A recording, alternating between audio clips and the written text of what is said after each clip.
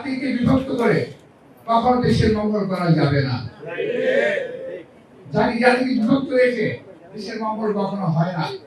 সুতরাং জাতি ঐক্যবদ্ধ হতে হবে।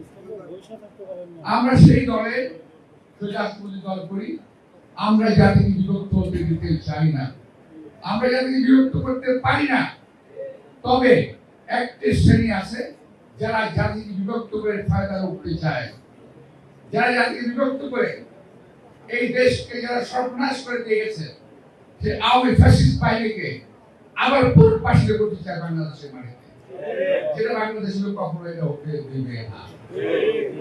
আপনি খেয়াল করে দেখবেন তারা শুধু এত লাভ হচ্ছে কেন?